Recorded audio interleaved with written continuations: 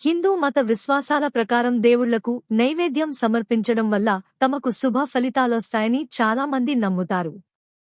ఈ నేపథ్యంలో ఏదైనా ఆలయానికి వెళ్లినప్పుడు లేదా పూజలు చేసినప్పుడు కొబ్బరికాయ కొట్టే సంప్రదాయం ఎప్పటినుంచో ఆనవాయితీగా వస్తోంది. అసలు కొబ్బరికాయ లేకుండా ఏ పూజ పూర్తి కాదు. అందుకే ప్రతి ఒక్కరూ ఏ పూజ చేసినా లేదా శుభకార్యం చేసినా కొబ్బరికాయను ఖచ్చితంగా ఉపయోగిస్తారు.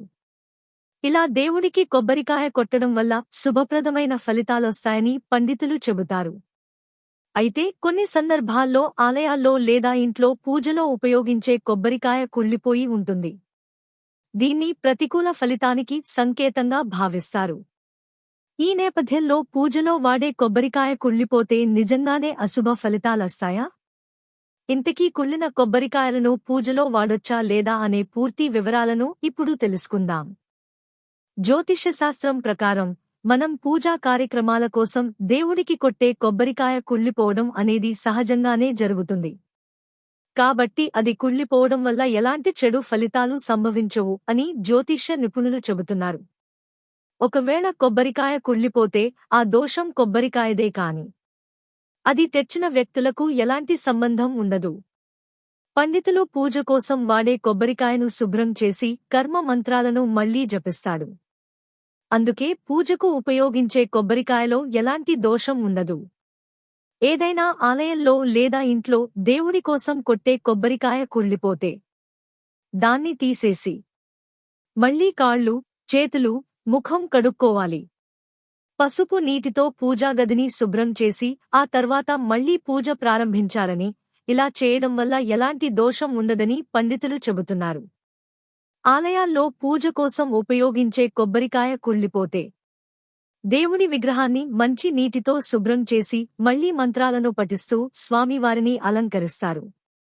ఆ తర్వాతే మరో కొబ్బరికాయను కొడతారు.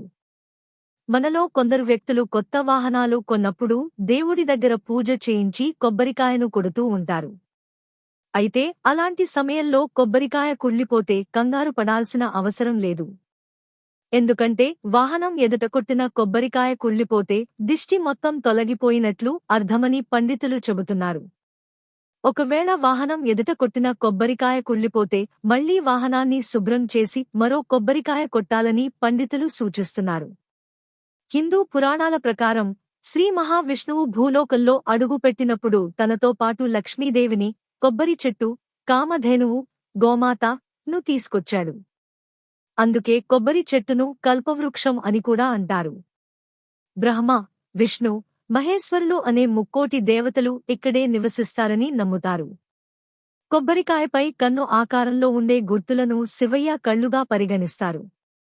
మరో కథనం మేరకు కొబ్బరికాయను విశ్వామిత్రుడు అనే మహర్షి మానవ రూపంలో తయారు చేసినట్లు చెబుతారు. ఒకసారి విశ్వామిత్రుడు ఇంద్రుడిపై కోపంతో మరో స్వర్గాన్ని నిర్మించడం ప్రారంభించాడు. అలా మరో లోకాన్ని ఏర్పాటు చేస్తున్నప్పుడు ఆయన కొబ్బరికాయను మానవ రూపంలో సృష్టించాడు. అందుకే కొబ్బరి చిప్పకు బయట 2 కళ్ళు, నోరు వంటివి ఉంటాయి. చూశారు కదా కొబ్బరికాయ నేపథ్యాన్ని. కొబ్బరికాయను పూజ కోసం ఉపయోగించడం శుభప్రదంగా పరిగణించబడుతుంది. అయితే కుళ్ళిన లేదా చెడిపోయిన కొబ్బరికాయను పూజా కార్యక్రమాల్లో ఎప్పటికీ వాడకూడదని గుర్తుంచుకోండి. ఒకవేళ మీరు పూజ చేసే సమయంలో పొరపాటున కుళ్ళిన లేదా చెడిపోయిన కొబ్బరిని కొడితే పైన చెప్పిన పరిహారాలను పాటించండి.